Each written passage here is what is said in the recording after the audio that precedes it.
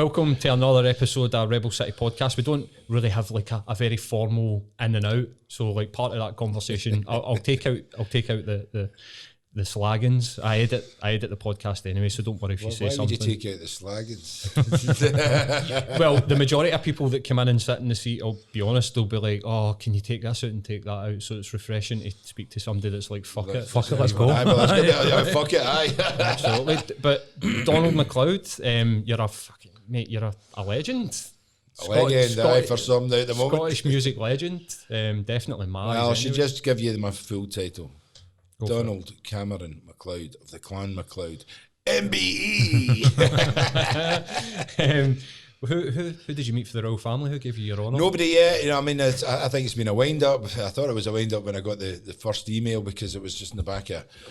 I think it was April. So last year, right. Pandemic's going, and I got this sort of horrible looking cut and paste jobby that was put together saying that Boris Johnson, blah blah. I thought it was actually somebody looking for money, from Nigeria, one of these Nigerian princes. I was like, what? But here it turns out to be true, and it was a really nice accolade. Services to music industry, music and charity. And which was great for the charity because it means it's recognised all the efforts and the work of the committee up here. And it's not about me and the effort and work of the committees, the staff, the therapists, because they never get acknowledged for this sort of great job that they do. Music therapy. The time, last year, when I came in, it was only like a couple of therapists and maybe 30 sessions a week. It's 500 clients now, 16 Incredible. therapists. Well, it was until the pandemic. So it's been a great accolade. We've got almost every band in Scotland supporting the work it does. It's not apolitical.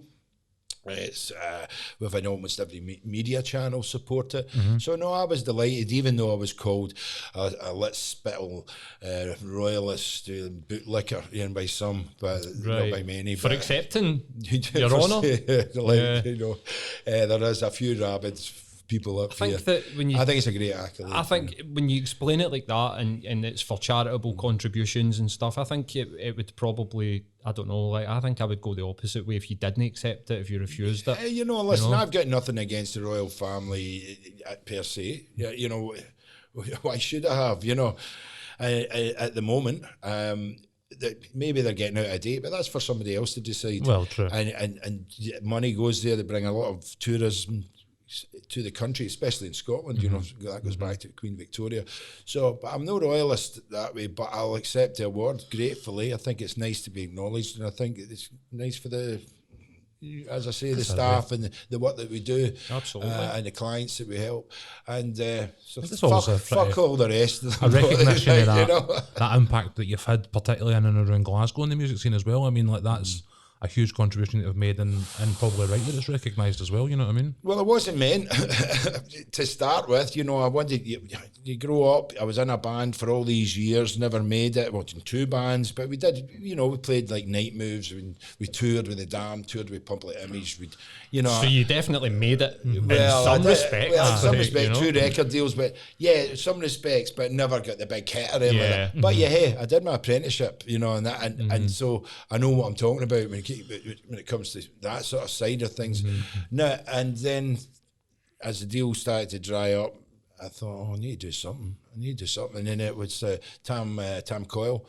Another legend of the fucking music scene. He was doing a wee night out in Paisley, in Bathgate, a place called Pizzazz, and he was doing a lot of shows. I think he get money for tenants or something. This was a new club, and he said the Crows want to play, and of course, he set it up. We went along, played to a couple of hundred people. There was people stage diving, like Christ, And I remember the days well. But they'd move out the way, and so the folk are clattering on the floor. I suppose it is closer to Edinburgh. Bathgate for you. For sure. But he said, he goes, hey, by the way, you should do your own night. You should do your own rock night.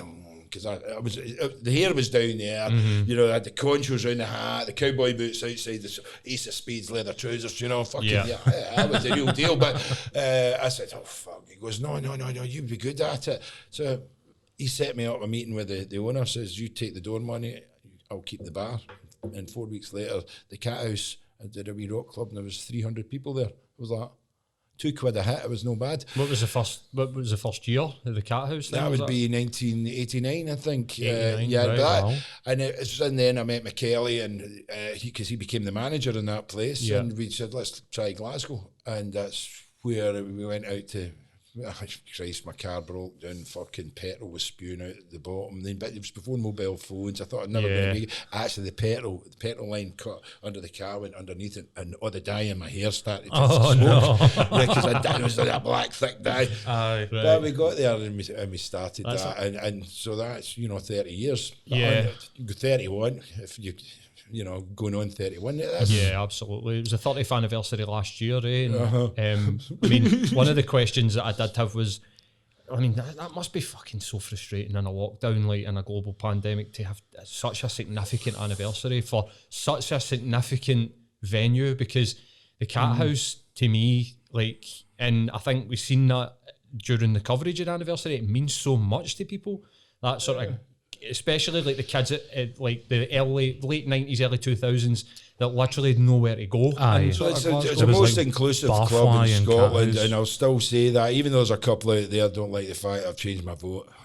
Yeah. But we'll get over that. But it was always my intention to have a club that I would want to go to, that I would want to party in, that because there wasn't anything back then, and the whole thing was so that it evolved, so it wasn't stuck in just heavy metal, the Guns N' Roses rock. Yeah. It actually evolved into the new wave of rock, and actually included some British acts as well, like your Terrorvisions and your Reefs, and Reef. but even now, all these years later, we're playing Prodigy and Oasis. It's a club for everybody, every type of thing.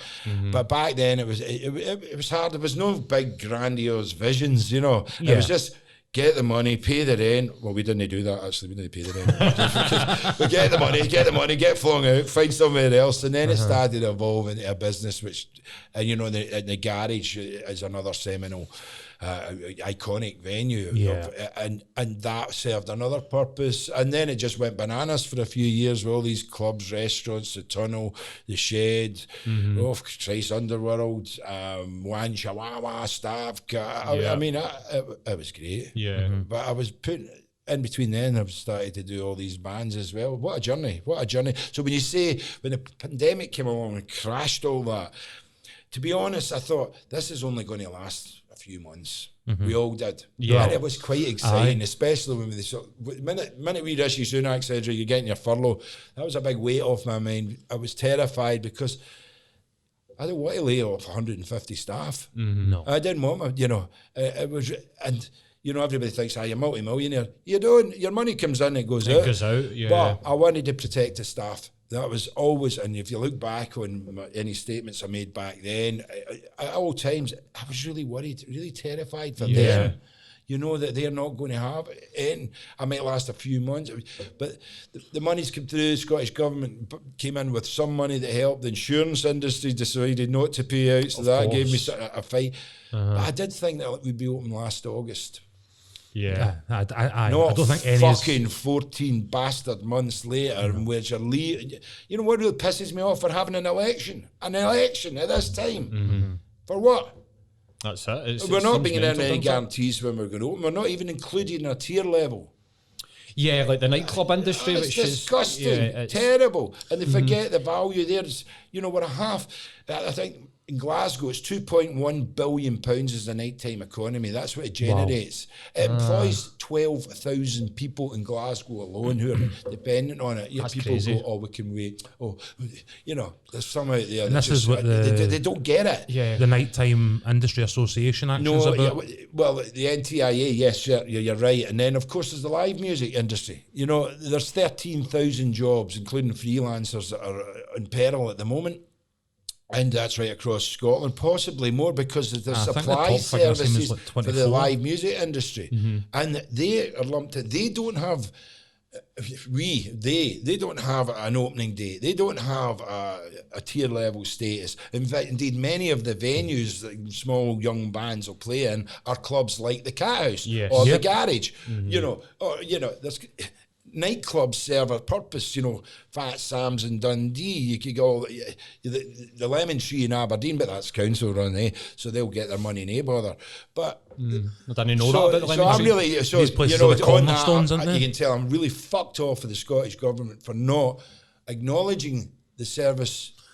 I think this is one of these ones that we're starting to see elsewhere as well, because I know that throughout the course of the pandemic, as people have pushed back against certain elements of it, it's been quite easy to dismiss anti-maskers or anti-vaxxers, all these other types of things. And I think there are people who, like you say, are maybe trying to like push this in that direction, and I don't think that is valid here, because I think when you look around the rest of the world, we were talking just before you came in about out in Sweden, there's Swedish football fans that have today took over the local shopping mall and kitted it in all their colours. The Manchester United fans last yesterday. Kitted it all in their banners and all their colours, because no more than 80 of them can get in a stadium, but 300 of them can go to a shopping mall. So they've set up as if it's a football stadium and as a protest. And there is an element to which I think some of the steps to reopening doesn't make sense. They don't. It's almost like stabs in the dark. Like there's no. I don't see why. I think it's more than that, and indeed, I'm in quite a few groups. I actually get wind of a lot of government papers. I'm party to that. I'm the convener of the Glasgow Licensing Forum, so that's a great. I know all about like the licensing and what's going to happen, and not all of it, but I'm a pivotal figure within that, that whole sector. You get some insight. So you get insight into it, and what you get insight is how chaotic, how made up, how past the buckish the government have been with this whole pandemic when it comes to our sector. They're making it up in the hoof policies that don't make sense, then denying they made them, and then changing them after they've been found to have denied them, and talking with your 3-metre tables that came out a few weeks ago. Then saying, you can open up, you can have live music from May, but not telling you there's going to be 2 metre social distancing, or if it's not 2 metres, it's got 1 metre. Every venue, we've done studies, every venue, apart from those that are regularly funded by the government, i.e. fringe venues and stuff like that, it can't open because it's not viable. They're refusing to look at the science, look at the data, and we should never, and I'll never forgive them for this. I just think it was fucking wrong. Bringing in a background music man. The only country in the world, not even North Korea, did that. So what's this we're talking about? So last year when the background music ban. Come on, wake up, take the coffee. Jesus Christ, you keep with it. Dollars in a row here. The background music man. And I was like, what are we talking? But pull the hat up, cheer the ears out. Mate, I played in a band as well. I'm half deaf. And I was like, what? Exactly. I stood at Rage Against the Machine at the Barrowlands, mate. And I had fucking blood in my ear when I came out. You've no fucking stood backstage at Rammstein as I've walked across just at the back, but an SEC as they set off one of their fucking pyro bombs. And that bastard Dumbo, if you're ever listening to this, could have warned me. He's never done that. No, never. But shot myself. I think like what we're talking about here is that, and I think this is something like Matt was saying, like people are sort of scared, and even I'm sort of like reluctant to talk about what doesn't make sense for fear of being ostracised, tinfoil hat or whatever. But this is my main problem with a lot of it, and I think it's the main problem we're all getting fed that up. Everybody has got that sort of pushes back against it, is that it just doesn't make sense, a lot of it. There's still people posting pictures like, look at all these cunts in pubs in England, and you're like, either there's nothing against the rules with that, that's fine, or this trial in Liverpool with the other venue. Saying, look at, the minute you start to say, look, let's get this clear, I never want to be open until it's safe to do so. Yeah, of course. Okay, yeah. But the picture is becoming increasingly clear that it's becoming a lot safer to open, hence the trial vets in England. So I'm looking, I would like to get an indicative date, which the government refused to give this sector, of say maybe August or September, where it's realistic when everybody's been vaccinated, when the prevalence is down, and we're not worrying just about some other variant might pop up, as we seem to be doing at the moment. The minute I say let's open, everybody thinks I mean tomorrow. I don't fucking mean that. Yeah, you just want a long-term strategy. I want, that's why we're taking. We're part of a group taking the government to court. We're going. We served them legal papers. We're going to looking for a judicial review. who in their right mind, I don't want to fight the government and take them to court. Nobody does. We're being forced to do it to protect jobs, etc., etc. But I mean, the workplace has changed so much as well. So for me, I work round the corner for the Cathouse in a lawyer's office. And one of them. I bet you're fucking cheaper than Mr. Dunlop is. I'm not because I'm not actually a lawyer. But you man, you shouldn't have said that. I can argue with the best of them though. But the workplace changed significantly pre to post COVID. So like, just as you're saying, even those dates and that indicative time frame where you can start to retrain staff, let them know what measures are in place, how the workplace has changed for when they work. Like, that's all vital to you having a safe environment when you open up, and you can't do that without those dates. And it breaks my heart to say this, the only person that's done that is Boris Johnson.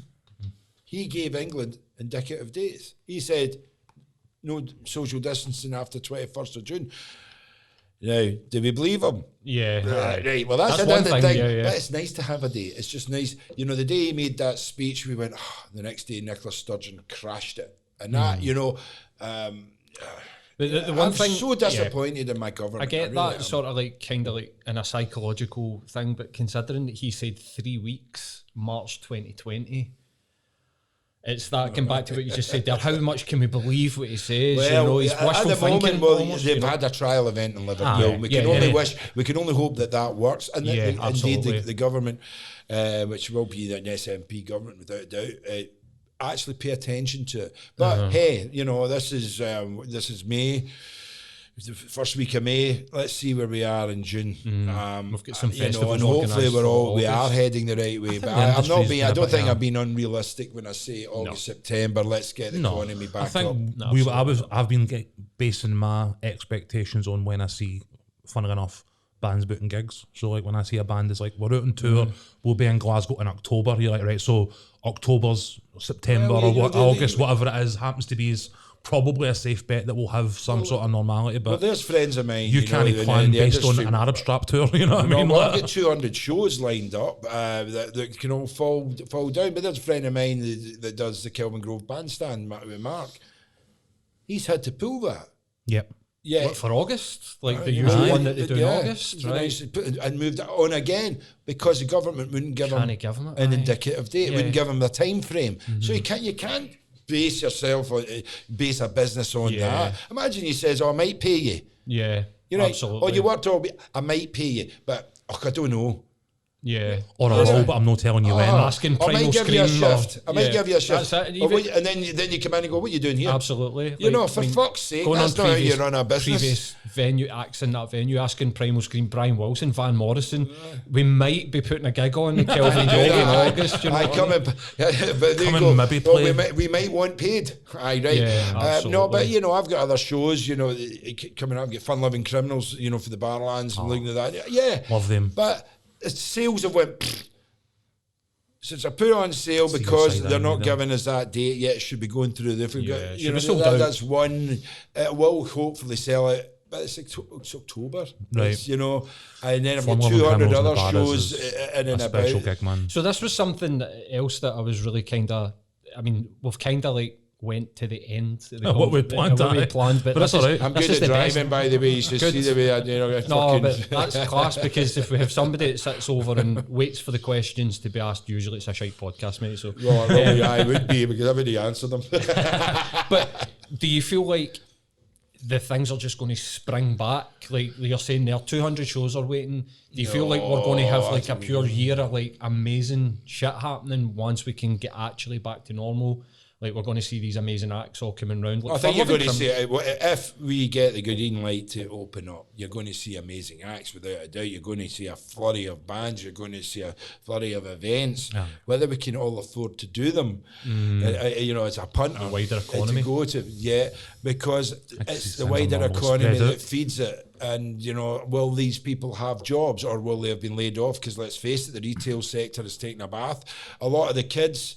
there's unemployment in this past year, and this is another thing the government really should pay attention to. Unemployment, 16 to 24-year-olds have went up 50%. That's now 45,000. Most of them work or in retail or Service hospitality. industry. You've got the service industry. You've got can you get the production? Then you've got the travel restrictions. You're going to have on top. What other mitigation measures are going to be in place? It's still a world of uncertainty. But the biggest thing is, and I get this, is a lot of people have been scared.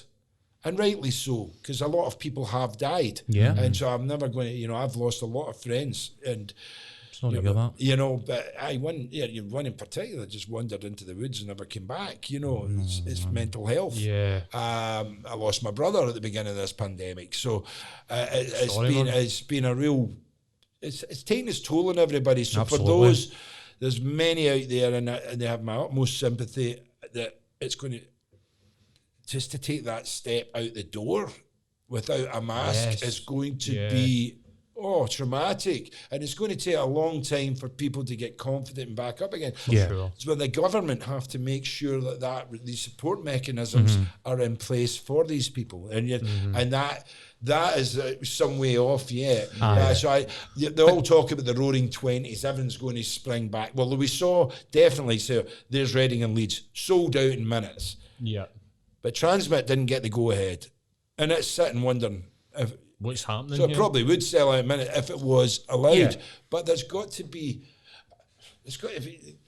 the leaders have got to stand up and go... They've got to lead. They've got to lead. And I get... They can't pick and choose on which topics they decide to lead. They need to annoy them. Yeah, people that are listening to the podcast and people that listen to the podcast regularly will probably be sitting thinking, well, you and Matt are constantly going on about independence and talking about the SNP. But here's the thing, I get what you're saying, and I get your point of view, and I understand remember for 40 years, disappointment, you know what I mean? The Anis Sarwar says he's going to support hospitality. Great, we need a champion. We need somebody sticking up for us because we've not got that. But that aside, after the election, once that's went away, it's buckled down, get on with it, and see if we can get open. But we still need it as an industry, need support. The other thing I was going to say is that from the live music sector, that it needs encouragement.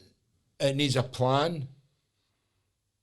We need to be selling tickets. Yeah. And even when we do that, there's going to be a hell of a lot of competition of all these acts that have been postponed, put back. You're going to have a year's worth of gigs in a 4-month period. We'll be like that, fucking sitting there after 3 months going, I wish it was fucking locked down again. My liver can't survive. I was doing that in the car the other day there with the car, because you would sneak out in the car and drive about, empty, fucking great. Then the other day I was like, what is going on? That's exactly what I thought when you said there about people having fears and anxieties. Is that I live in town. Massively. I live in town, and just the other day when I was coming over here, I walked past Chininski's at Charing Cross, and they've got the seating outside, and there must have been about 50 people in that bit between Buffalo Grill and the Tesco or the Mitchell Library. Some of them are sitting out there like that. No, but honestly, my arsehole just went, whoa. Well, it's going to happen, minute, but I think once it gets over that most people have had the second jab, and the most the virus, hopefully, fingers crossed for Christ's sake, that it's worked. The virus isn't spreading. Yeah. There isn't a prevalence of infection. That is under control. That the mortality rate hasn't gone up, and we get that people can then go in and get their cancers looked at, their heart defects looked at. Once that starts happening, that's normality. But I really think it's going to be. There'll be an initial bounce, bang, and then it'll be a gradual thing. Because by that time, the economy, the large parts of the economy will have crashed. Yeah, without a doubt, you're going to have a roaring 20s, possibly feeding a depression in the 30s. Right. Hopefully not, but you've got the aviation sector that is tanked out. You've got the wedding industry, people still get married, but they're in trouble. You've got hotels in trouble, and the retail sector. Well, they were going through, they were changing anyway. There was online shopping. Anyway, enough of that shit. I'm sure that's not what you want to No, actually, this is what we're actually all about, is issues that because here's the thing, I don't want people to sit and be looking at people like yourself that are doing this for the right reasons and think, oh, this is just another conspiracy theorist. I want to hear. I hate fucking anybody that says that. I am no anti-masker. I'm no denier. I've never have been. Never will be. Yeah. And basically, what people don't know, 10 odd million people have been through my doors since I started. In a rough. That's and wild. I would say 99.99999999999% I'm probably a couple of hundred went thousand of through them. safely and went home and grew up and had kids and sent their kids to my clubs and stuff like that. What a privilege! What a legacy! Yeah. But so staff safety, customer safety. It's always been paramount for me, and that, and that's why I'm in the licensing and do what I do. I might be a big bam. I might years and years ago partied more than anybody, right? I think that reputation goes away with Jack Donald and others, but fuck that. I've lived a life. Care? You fucking care? I do care. I do care, and as long as people care, employers should care. There's many employers out there that don't. Yeah, absolutely. And I think, I was going to ask a question about, can you understand why people at G1 Group just laid everybody off in a panic at the start of the pandemic? I can understand it. You know what I mean? Look at the bottom line here, you know. But, and a lot of people did irrational things and some people are still doing them. But I'm not here to slag any other business. Certainly not. And we've all do things our own way. And I actually, I was in a call on the way over here for a guy who owns clubs and bars in Aberdeen. Okay. Who used to be, when I had the garage up there, was my rival. Right. But it's phoning me, Donald, I need, give me some advice, help. And I thought, of course, because we're all in this fucking together here, we're all together. Getting, there's no good him going down in his bars and his staff getting laid off.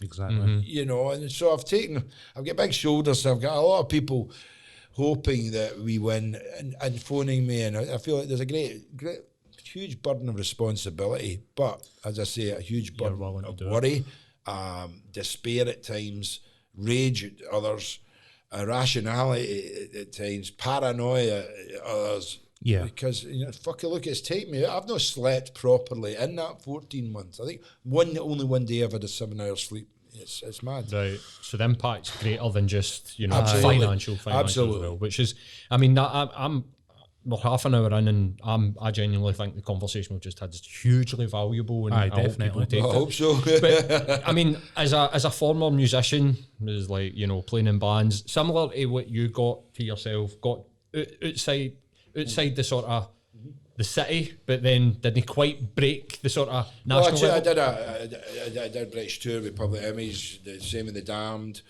New Model Army, March Violets. I've toured, I've gigged, I've lived the life, lived the dream, played Brixton Academy, played, all the famous places up and down the country.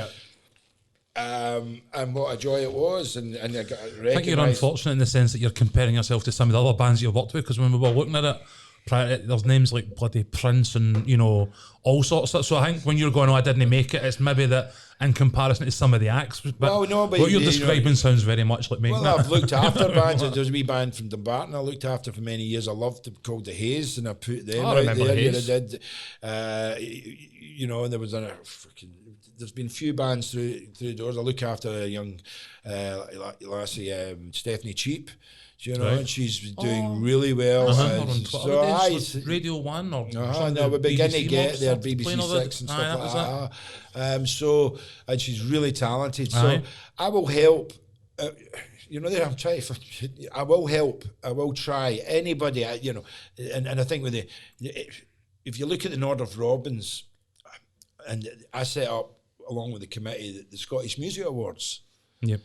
Now, fucking half the bands that have ever won an award I used to hate. Right. They're like, get to fuck. And I remember in the early days saying, no fucking way are they getting it. Hugh and Spew, get to fuck. Deacon Blake, God. You know what? Like your musical taste and stuff like that. It's not about my musical taste. And the older you get, you think they deserved it. They deserve all these acts that have won awards from your wets right through. Deserved it. Sally the Frightened Rabbit. Great band. Tragedy. Biffy Clyro's. You're looking at your Lewis Capaldi's. Fucking great. Yeah, it's all good. Did I go home and put on Lewis Capaldi? No, I don't. I think he's a wonderful guy, a wonderful talent. But this is a conversation that we had the other day with a guy that that's a singer-songwriter about like, and I gave all the reasons why I wouldn't be into Lewis Capaldi, but I also recognise the fact that him, like we spoke about Franz I heard him on the Ferdinand. other radio the other day. I didn't know who it was, right? And I was like, bopping along. It was a bopping along song. Pop, it's pop music. And I isn't it? thought, that was fucking class. Oh, right, you can see, brilliant. Fucking well done. And anybody, any band that makes it, you know, even your Mogwai getting to #1, what a fantastic accolade. Aye. You know, it's just brilliant. I feel A real cherry on the all top for these them. bands that are out there that are not able to rehearse or play or get the chance to go on tour. It's a tragedy, it's a travesty. But the ones that have made it, or the snuts, come on. Oh, man. I'm Incredible. For really? fuck's You're sake, not go. fan? Here we can have met the characters. I promoted Oasis, for God's Yeah, sake. You know, yeah. I've no, you know, you're like that. We Kyle, what's that mom? Kyle Faulkner. I flung him out. Not flung him out. I remember putting him on with Pete Dockery and saying, and I went in the dressing room, the smallest. How can you make the dress? You know, Is that Stereo in the West End? no, when Pete Dockery in the Barlands. Oh, was that in the Barlands? And they were supporting Aye. him, right? And they were just starting out. And how can you fuck up, make a mess of a Barlands dressing room? It's an impossibility. But these wee bastards did it, and they were all fucking fighting each other and doing all the gear and all that thing. You're not getting out until you fucking clean that thing. They couldn't believe it. Oh, really? Fucking cleaned it, by I'm the way. clipping this and I'm tagging them on Instagram. But the great guys, what a talent. Oh, what a fucking talent. You've But, seen, like- they would start a fight in an empty room. I met them took them in New York. No, I took them, I put on some shows over there with the Caledonian Collective or part of Scottish Tartan Week. Yeah. And they were at the Bowery. I was like, Nice. for fuck's sake. Really fucking rock and roll. Aye. Didn't give a fuck. Attitude. And they're talking to somebody who... Been think there you and know done him. it. I was going to say, they met their match and more, I'm sure. I know, by but the they're sounds of great it. guys and they support the charity and I support them. Uh-huh. I really do. I think the Snuts are the same mould. I wish them all the best, you know, so let's get that out of the way. But, you know, here I'm a Rammstein fucking fan. I'm Yeah. fucking, you Aye, know, it's maybe I'm not your their cup of tea. Anthrax, yeah, you know. But then the other side is there was a big Bowie. That was the only fucking person I wished I'd promoted. But I met when I was on stage. You met him? I met him backstage at the Apollo. Probably one of the few people I fucking- wish I'd seen at and Disney. Carlos Alama, and I went just sat in a fucking hotel, the old Albany Hotel with Carlos Alama. You know, I was 15 or something. Fucking hell, man. You know, Wow. I know I've got a habit of fucking banging in and annoying cunts like that, you know. That's one of the biggest. It's not a regret because there's nothing I could have done about it. But I had Bowie tickets- cancelled that tea in the park. I had and he tickets gets that year. sick. Do you remember it? Was his it the heart- darkness that replaced him or Yeah, some yeah, shit like yeah. that? Heart surgery. Oh, but yeah, darkness, they call me the devil. Justin calls me the Really? devil. What for? Go on. What's the story behind well, that? You know, it's like just... Why does nobody love me? Says Justin in the backstage at the garage one night. Calm down, son. So Ice front. you just mentioned Rammstein, but Queens of the Stone Age. Yeah. I was going to say, like, who's the best band? But not just because of like the music or whatever, but the mix of like the people, their ethos behind their act. If you and- strip away Bowie, right, because I saw him. he's an icon. I saw right? him when he was Ziggy, right, and then it was Alex Harvey, fucking fantastic, you know. Right. Yeah, and I was still a good friend of Billy Rankin, and you know, it was a great shame with Ted because I was Ted's drum roadie at one point. You know, people don't have to see the fucking daft jobs I've done. By the way, and you know, I get knocked back for a job in London when I lived in London as road sweeper. They told me I was too many fucking O levels. Overqualified to sweep the streets. Yeah, overqualified. That was the term used. It said you're just going to fuck off. To me, as I said, with pink hair. And stuff like that. So But my favourite band, I think the best experience you can ever have live. But you've got to be able to mute is Rammstein. They are fucking fabulous. The show they put on is outrageous. theatrical, fucking great act. I mean, and they can play. They can play. no doubt. People, you know, they just fucking Till. What a man. He's a complete fucking rocket. But the guitar player, I forget his name. But fucking what a player. Yeah. And in terms of best gigs, Prince was, I'm looking back in it now. At the time, it was too nervous. It was too fucking frenetic. It was too, wow, what's going on here? The stage getting built, production coming in, and the wee man fucking toddling across the stage. The wee man falling, and then fucking wanting his money, and I'm like, get to fuck, you're not getting any money to go on that stage, you country. So I had everything, and brilliant, and then I'd... Were you a fan of Prince? Well, everybody loves a Prince song, but it was nothing compares to you, yes. But he didn't play any songs that I knew, because it was the new Power generation stuff. So, but it was, he's a maestro. He was. Amadeus Mozart on the fucking guitar, and absolute genius. But then you had Roger Taylor as well. I remember that night. That was fantastic, because that was a couple of years after Freddie had died, and he wrote Break Free and Radio Gaga. So standing in the garage with everybody going, oh my God, cool. The newest act out there, the one that really you have to go and see if we ever get him, because I remember putting him on in the Hugged Pint, 30 people. Wow. And now he would sell out the bar like it's Barnes Courtney. Okay. Check Barnes Courtney. Barnes Courtney. Barnes Courtney. Right? And Chet, he played the garage last time he was over. I built him up. Hey, Donald! Absolutely. Did I see him support the Fun Loving Criminals one time? A couple of years ago? Yes, I put him like on. 5 nights at the bars or something like that, or in around that kind of era? This guy was fucking dynamite. No, it wasn't. It was Gun. I put him on supporting Gun years and years ago, and he just did. He had a fucking one of these acoustic guitar, one of the kick pedal, with no hooks and shoes. But I'll show you after a clip, right? I'll show you a clip of them last in the garage. Absolutely fucking brilliant. And I bought him the jacket he's wearing. And it is total fucking mental. Goes for its songs. A lot of his songs you'll have heard, like Glitter and Gold, Fire, Champion, which was used for the Scottish rugby campaign. All and right. Stuff. Right. He's massive. He makes more than adverts than he does like. Yeah. Can't he fucking play now, doesn't he? Yeah. But he's great. But favourite bands, again, going back, AC/DC obviously was fucking there, but I'll tell you what, ABCD. No, I haven't. You have to put AC/DC on? Well, I can't do it really now, but who would be putting them on at like Hampden or whatever in years gone by? I think that'd be Live Nation. It's and that's like the King Tut's guys, DC or whatever. Jeff Ellis, good friend, and so they buy the tour, but hey, I've done 9 Inch Nails. I've done fucking a lot. I've done Love a lot. 9 Inch Nails. Trent Reznor's one of my And the heroes, thing is, with the Cathouse 30th going back, I'd actually Eagles of Death Metal booked in. Oh, they're a lot of fun live as Love well. them, mate. Aye, brilliant. They're my fucking pals, and I was in ABC, put them on the ABC all these years ago, and they says, hey, Donald, it says, hey, listen, I've got the Cathouse's 25th birthday the day after tomorrow. Why don't you hang about? And goes, we can't come. We'd love to. He says we're playing Paris as a Bataclan.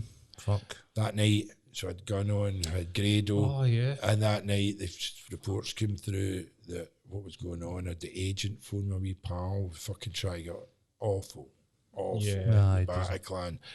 So we both talk about Jesse and I will both when we hook up, we'll both mention that because I remember inviting him. He invited me over to fucking Paris with his wife, and I says if it wasn't for the 25th, we'd be there.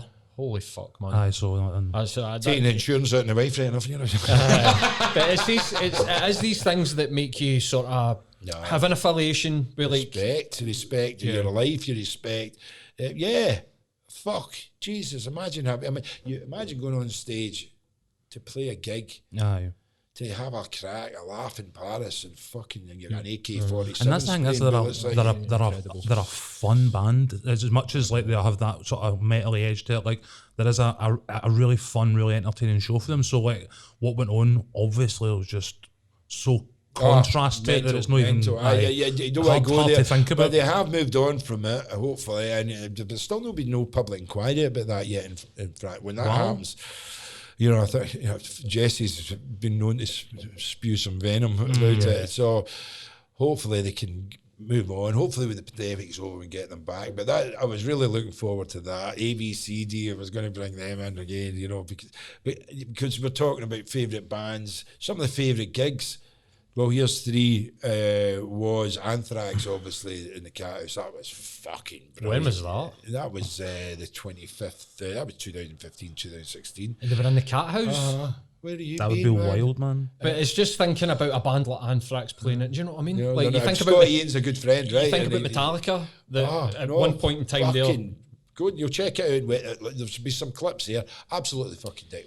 What a fucking What a gig! mosh pit, One man. of the It best was gigs. great. One of the best gigs that I've ever been at. Right, and I'm going to put everything on that you don't remember this, but I'm sure it would have got back to you. Do you remember a band called Sona Freak?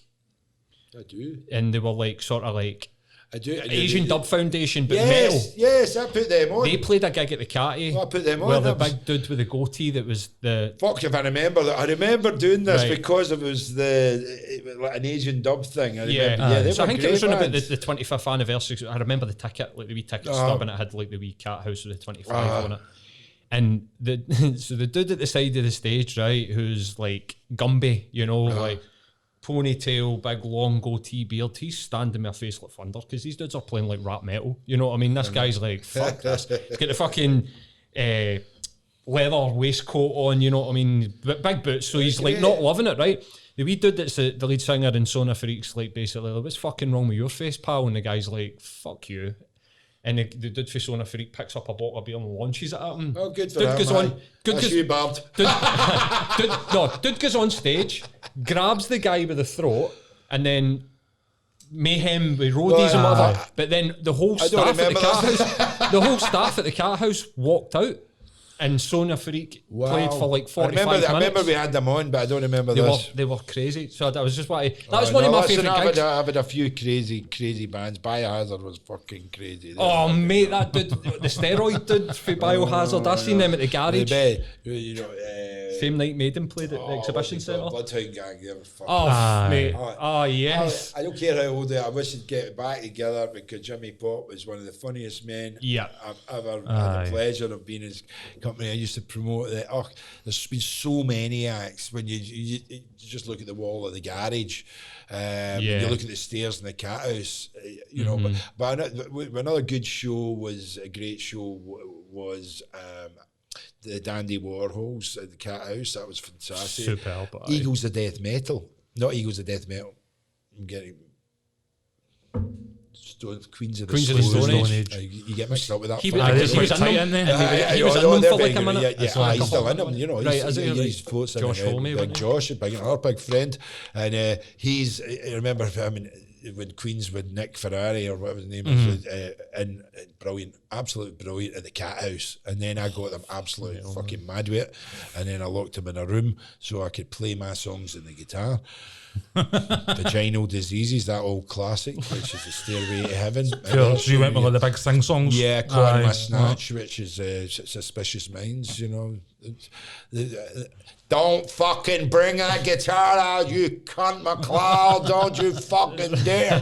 But see, if you get a moment with these people and you don't play them your fucking songs, what you doing? Well, what's the fucking point, eh? Aye, you know, I've played them what's the to name a band. I think anyone I've put on, I've played them to, you know. It's like, didn't always go down well, especially with Americans. They don't know what I'm saying.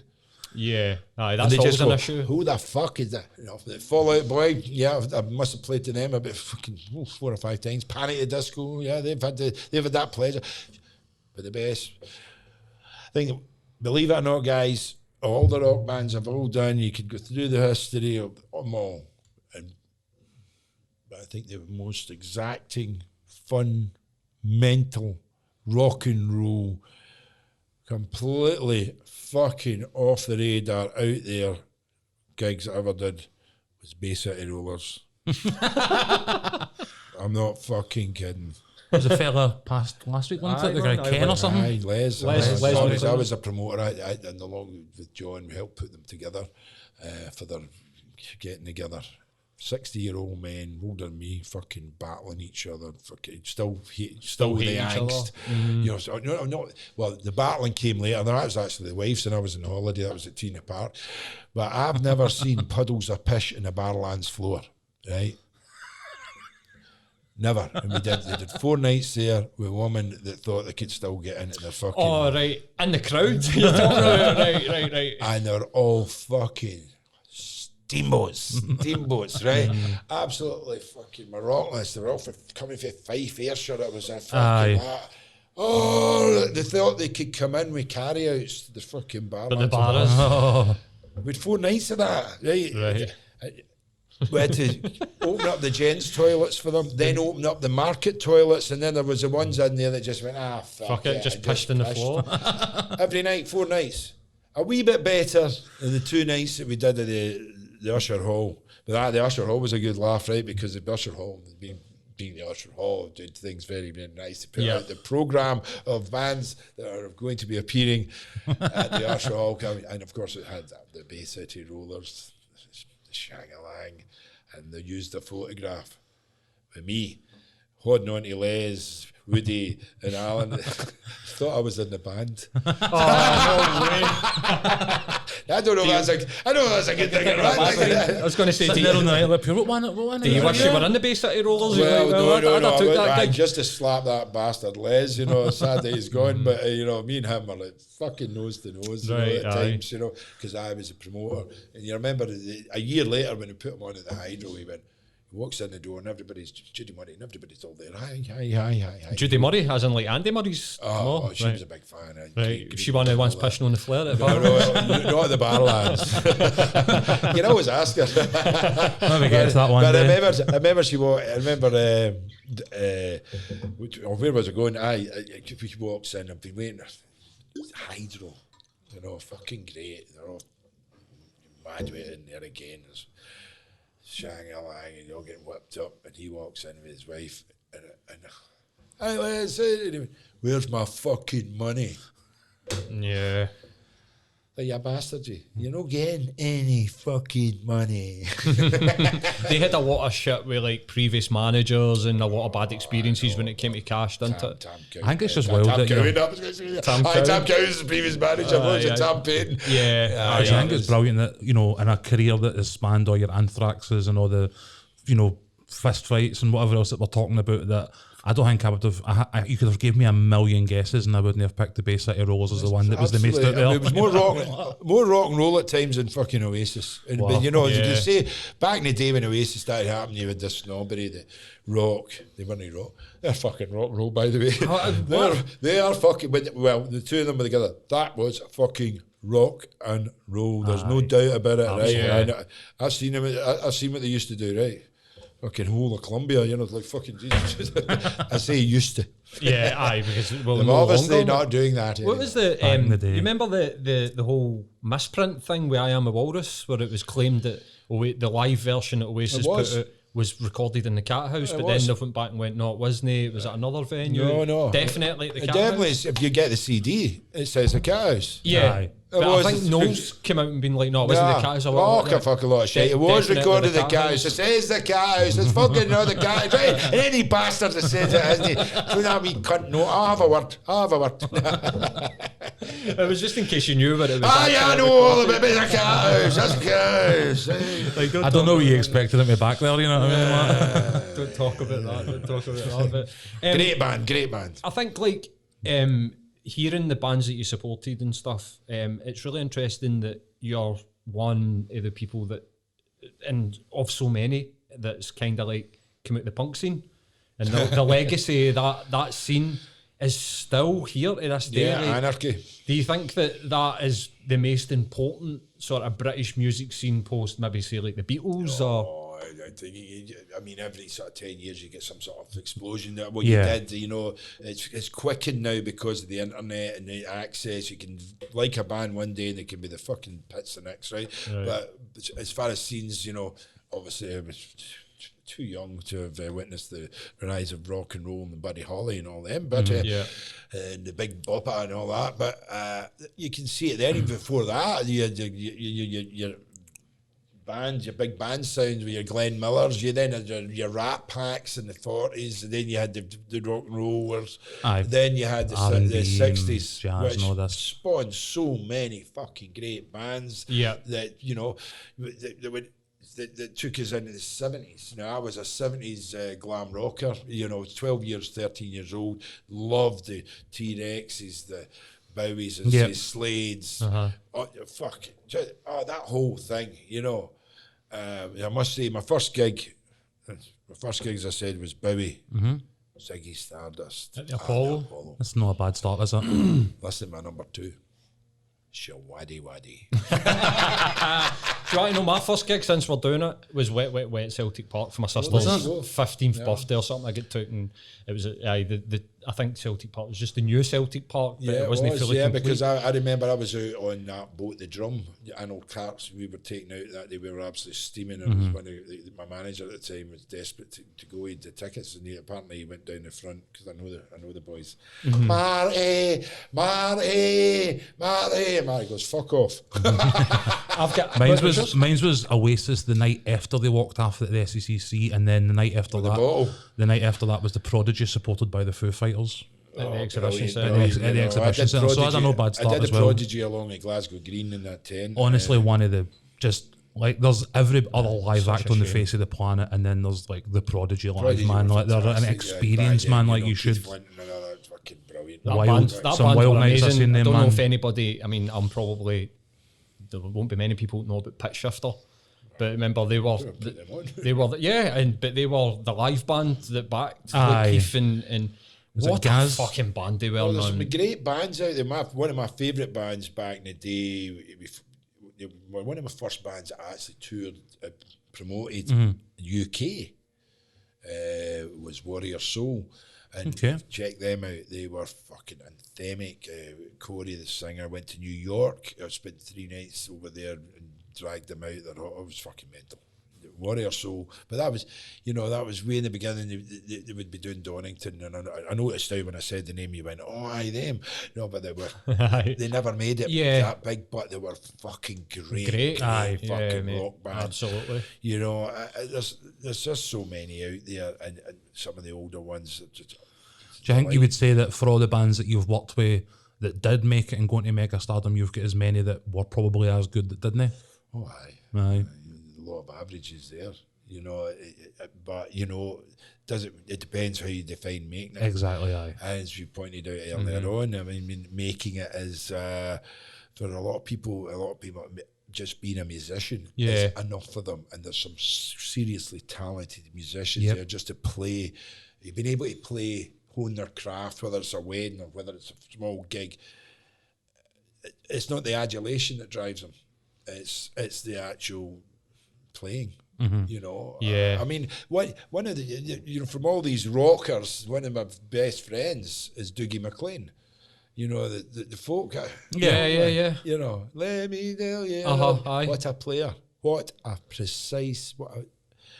brilliant musician, from fiddle to that, because he did the Rob Roy movie. That's right, aye.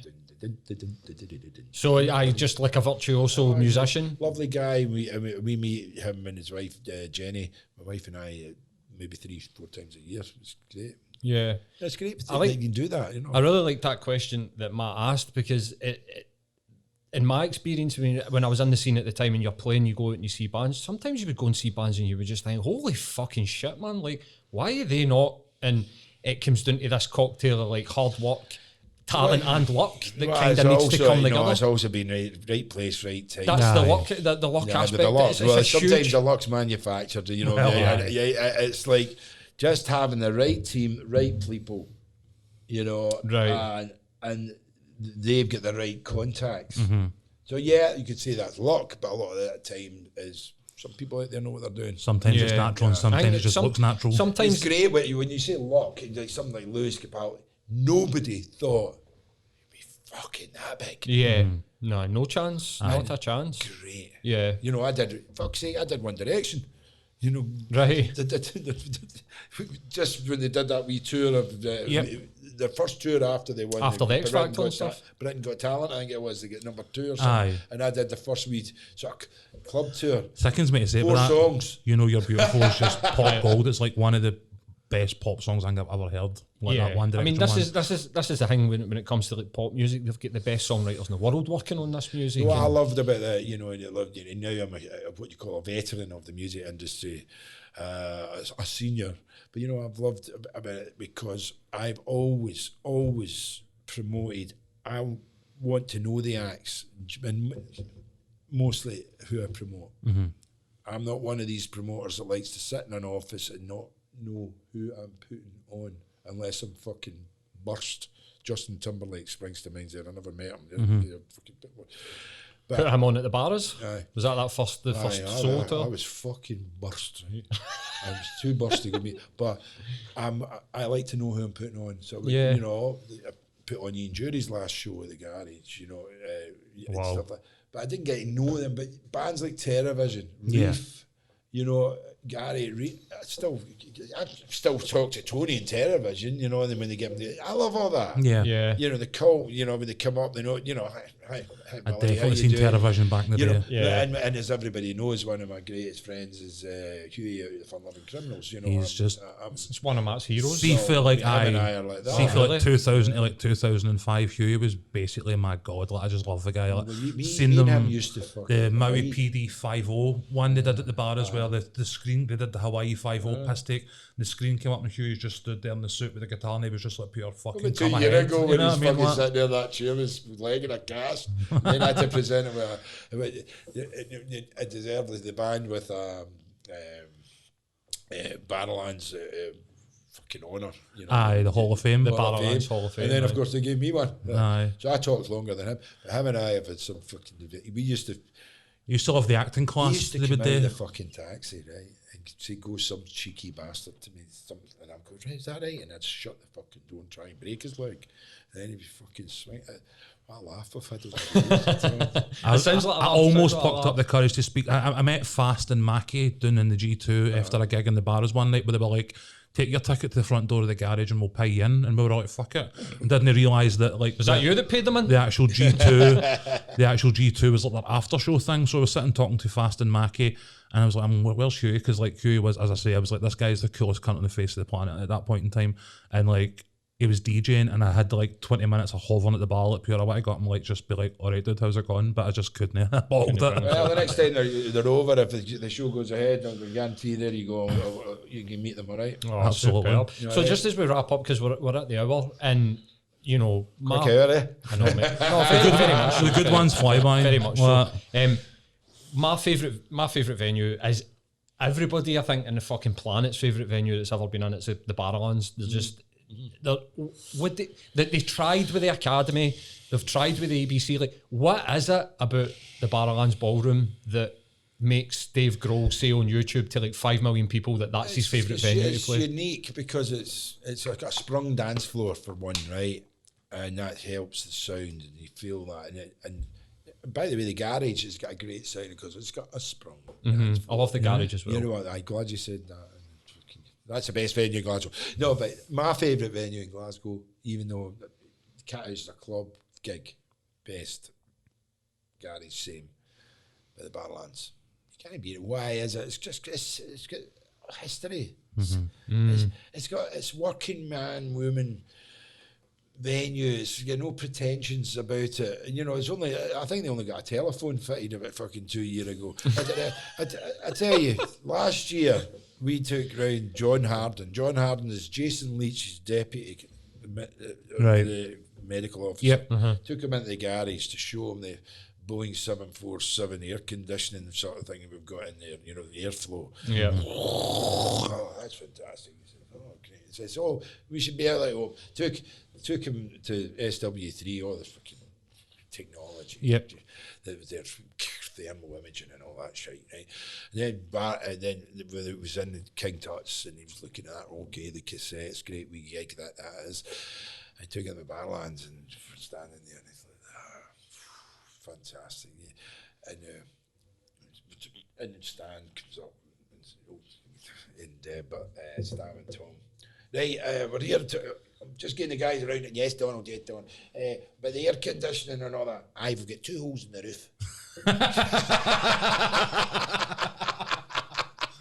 He didn't mean it that way, but you know the stars in the Barrowlands? Yeah, on the ceiling. You know where you know that Bowie Yeah. took one off and kept Aye. Are that. you kidding? It dropped off the ceiling during his gig and nearly crowned him. The thing is, Cheers, man. the thing is to get when I say man, so Try and get a star for them. So she's kicking the football off the fucking roof to try and get it. I've got a couple. Yes, man, yes. I mean, I go back to Foo Fighters, fucking £10.50, 1998, like one of the greatest gigs for me personally. Dave Grohl's like my hero.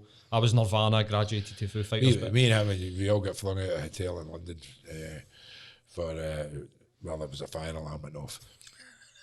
Was there also a fire alongside it? No, a certain type of fire, was it? Yeah, we had to go to another because they were playing Hyde Park that day.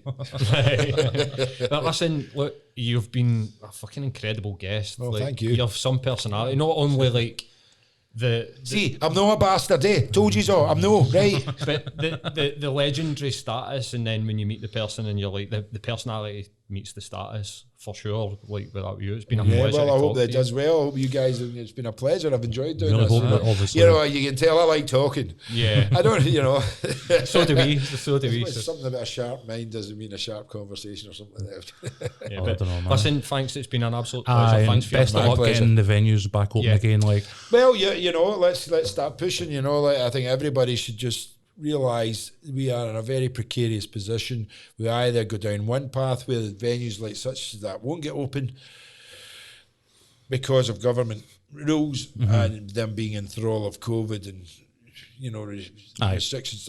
Nobody wants a civilization like that, society like that. You know, we are not Sweden. We're not New Zealand. What we do want is open. We want to enjoy it live. We want to be Scotland. We want to be justifying our UNESCO City of Music status in Glasgow and justifying club culture and justifying every fucking live act that's ever made it. We are punched. We are above our weight. So let's keep punching. Yep. Superb. Great place to finish.